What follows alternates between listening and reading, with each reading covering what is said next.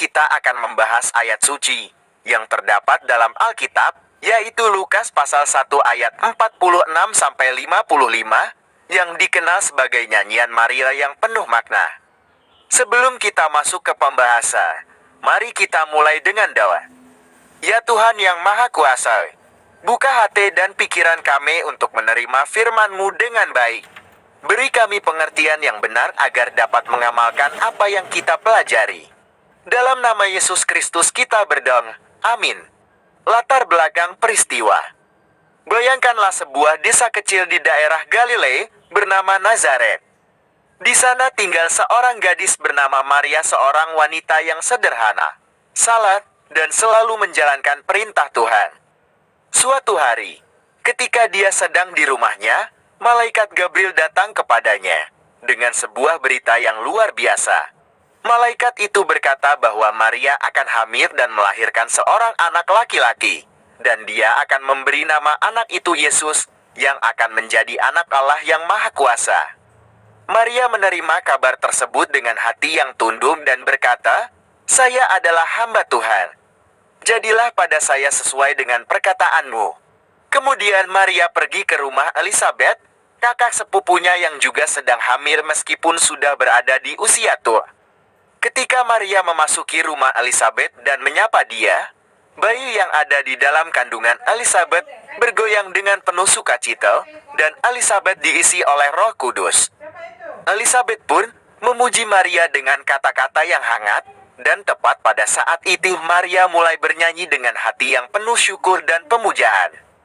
Nyanyian yang dia nyanyikan itulah yang kita baca dalam Lukas pasal 1 ayat 46-55.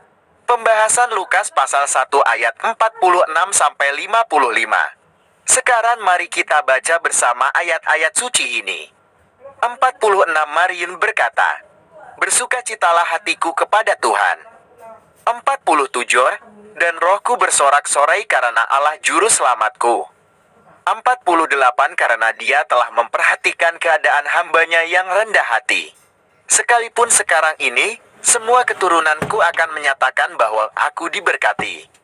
49 Karena dia yang Maha Kuasa telah melakukan perkara-perkara besar bagiku, dan namanya adalah kudus. 50 Dia menunjukkan kasih setianya kepada generasi demi generasi, kepada mereka yang takut akan dia. 51 Dia telah melakukan kekuasaan dengan tangannya, dan telah menggulingkan orang-orang yang sombong dari tahta mereka.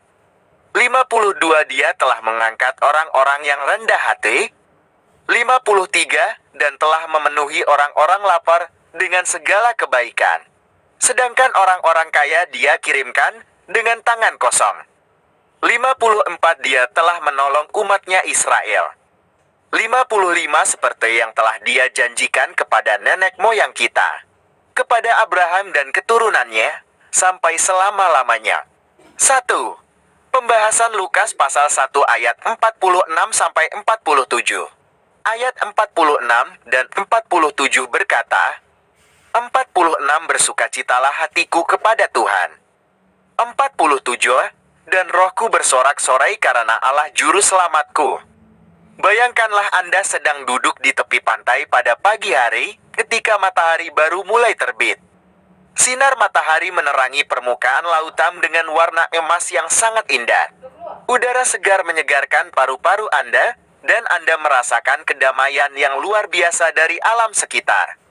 Pada saat itu, hati Anda tidak bisa tidak merasa bahagia dan ingin bersyukur kepada Sang Pencipta. Begitu juga dengan perasaan Maria ketika dia bernyanyi. Tidak hanya hatinya yang merasa bahagia, bahkan rohnya juga bersorak-sorai karena Allah juru selamatnya.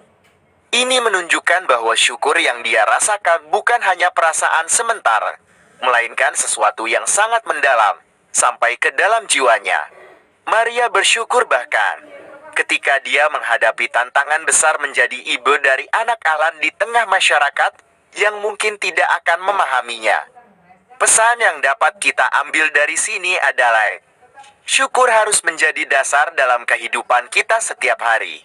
Bukan hanya sebagai respon ketika kita mendapatkan hal-hal yang kita inginkan. 2. Pembahasan Lukas pasal 1 ayat 48. Ayat 48 berkata, 48 karena dia telah memperhatikan keadaan hambanya yang rendah hati.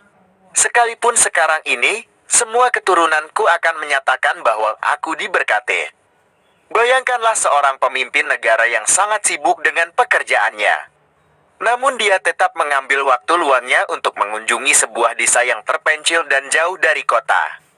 Di desa itu, dia bertemu dengan seorang warga yang hidup dalam kemiskinan dan tidak pernah dia kenal sebelumnya. Pemimpin itu tidak hanya sekadar menyapa dia, tapi juga dengan tulus mendengar keluhan dan kesulitan yang dialaminya, kemudian memberikan bantuan yang dia butuhkan. Betapa terharu dan bersyukurnya orang tersebut ketika mendapatkan perhatian seperti itu. Demikianlah cara Tuhan berperilaku dengan Maria. Maria adalah seorang gadis biasa dari desa kecil, dan dianggap sebagai orang yang rendah hati oleh masyarakat sekitarnya. Namun Tuhan memperhatikannya dengan tulus. Bukan karena Maria sempurna atau memiliki kekayaan banyak, tapi karena dia memiliki hati yang tunduk dan selalu setia kepadanya. Pesan yang dapat kita pelajari adalah, tidak peduli seberapa kecil atau tidak berarti kita merasa di mata orang lain, Tuhan selalu memperhatikan kita. Dia melihat setiap perjuangan yang kita hadapi, setiap doa yang kita panjatkan, dan setiap langkah yang kita ambil untuk mengikutinya. 3. Pembahasan Lukas pasal 1 ayat 49-50. Ayat 49 dan 50 berkata, 49 karena Dia yang Maha Kuasa telah melakukan perkara-perkara besar bagiku, dan namanya adalah kudus. 50 Dia menunjukkan kasih setianya kepada generasi demi generasi, kepada mereka yang takut akan Dia. Bayangkanlah seorang seniman yang handal dan berbakat tinggi. Dia mengambil sebuah batu kasar yang tampak tidak berharga dan tidak menarik. Dengan keahlian dan kesabaran yang luar biasa, dia membentuk batu itu menjadi sebuah patung yang sangat indah dan bernilai tinggi. Dia menggunakan kemampuannya untuk menciptakan sesuatu yang luar biasa dari sesuatu yang awalnya tampak tidak berarti.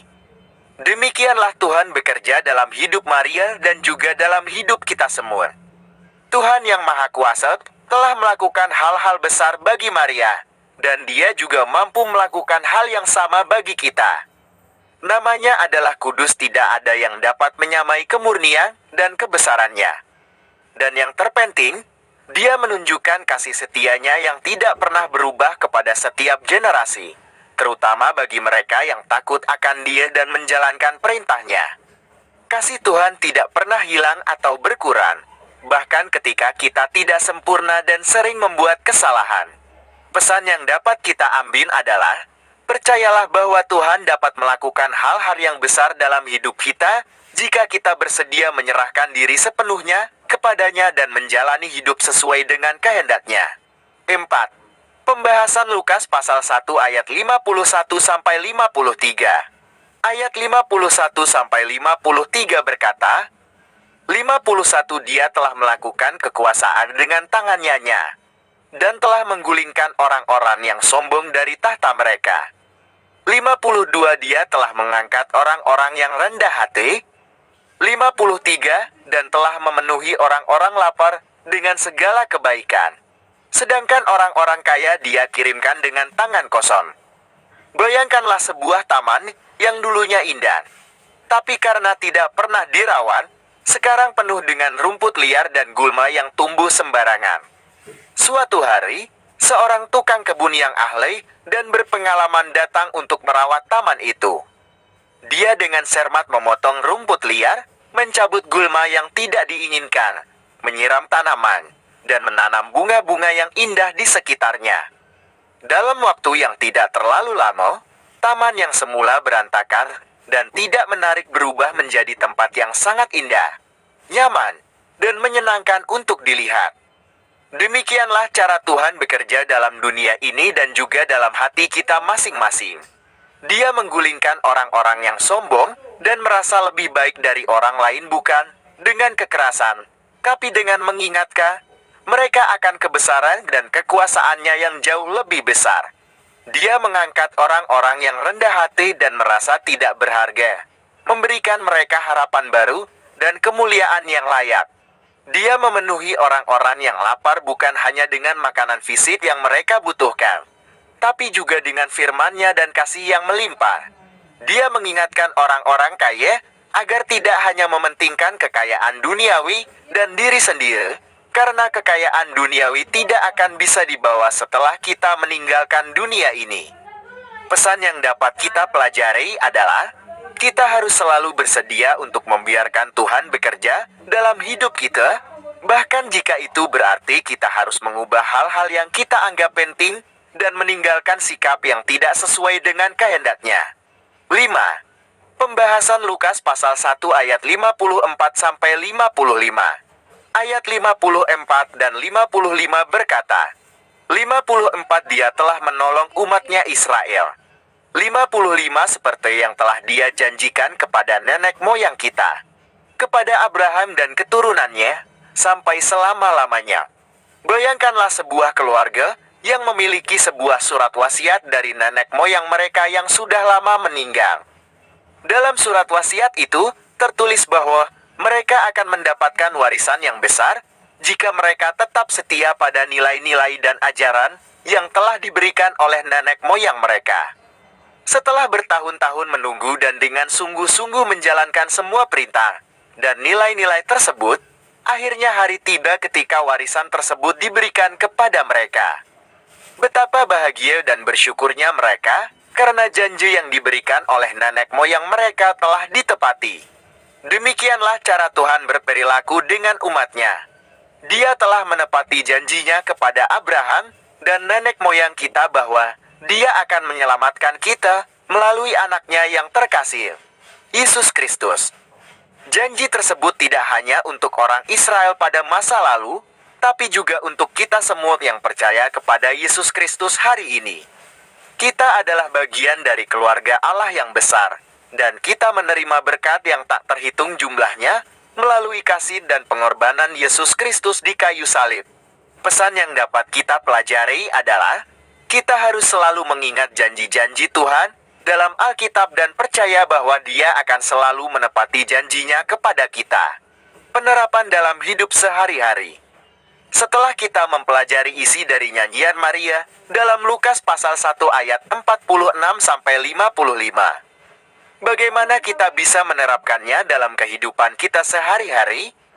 Pertama, pujilah Tuhan dengan hati yang penuh syukur setiap hari, tidak peduli apa keadaan yang kita hadapi.